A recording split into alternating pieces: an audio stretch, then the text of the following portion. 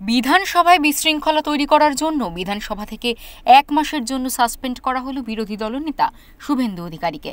সোমবার বিধানসভার অধিবেশন চলাকালীন স্পিকারের দিকে কাগজ ছুঁড়ে ফেলার অভিযোগে তাকে সাসপেন্ড করা হয় বিধানসভা থেকে। বিধানসভা থেকে বেরিয়ে আসার পর বিজেপির অন্যান্য বিধায়কদের নিয়ে বিধানসভার সামনে বিক্ষোভ দেখান।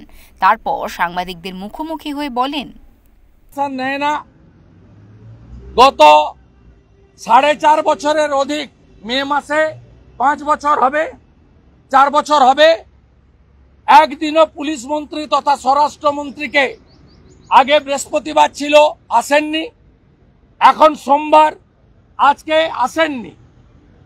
যেখানে আমরা অতিরিক্ত প্রশ্ন, যেখানে আমরা কলিং অ্যাটেনশন দিয়ে মুখ্যমন্ত্রী মহোদয় তথা পুলিশ মন্ত্রী মহোদয়ের কাছ থেকে জানতে চাইতাম যে কেন আলামিন মণ্ডল, হরিণঘাটার নগর উখড়া তৃণমূলের বুথ সভাপতি, তার ছবি ভিডিও দেখা গেছে হেডমাস্টার মশাইকে ধমকাতে, গ্রেপ্তার হয়নি কেন? সাবির আলী, আপনি যে কলেজে ল পড়েছেন বলে দাবি করেন, তিনি গ্রেপ্তার হননি কেন?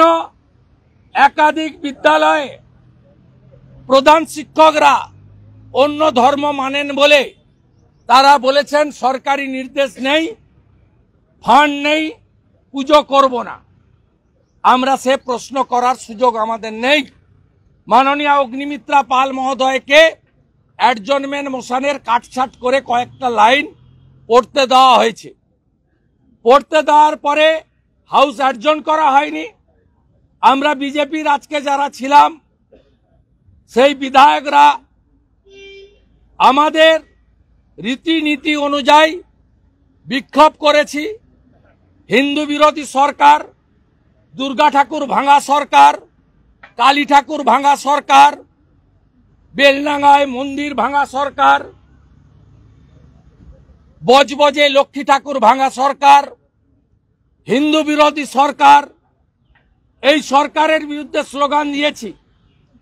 আমি লিডার অব অপোজিশন, আমি দায়বদ্ধ আমার এমএলএদের টিমকে লিড করার। আজকের বিজনেসকে আমরা অগ্রাহ্য করেছি, টুকরো টুকরো করেছি ছিঁড়ে, এবং আমরা সেটা উড়িয়ে দিয়ে 10 মিনিটের বিক্ষোভ করে বাইরে বেরিয়ে এসেছি। তারপরেই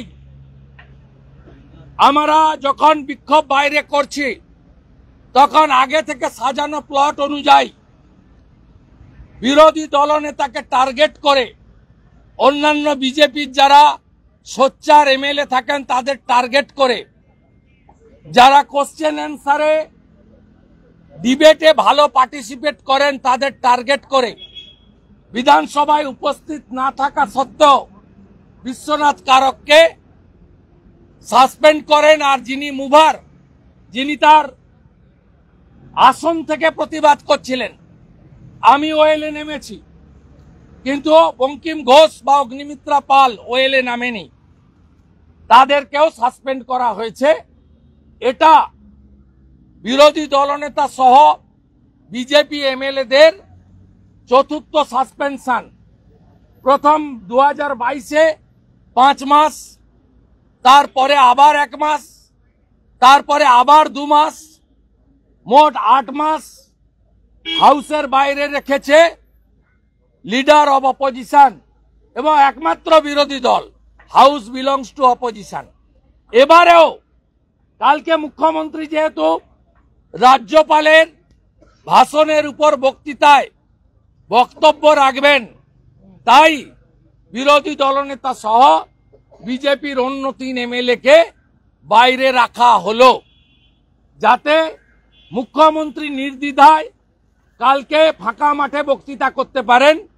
এবং আমি পূর্বাভাস আপনাদের বলে গেলাম, ফোরকাস্টিং করে গেলাম, কালকে মুখ্যমন্ত্রীর বক্তৃতা লাইভ স্ট্রিমিং হবে।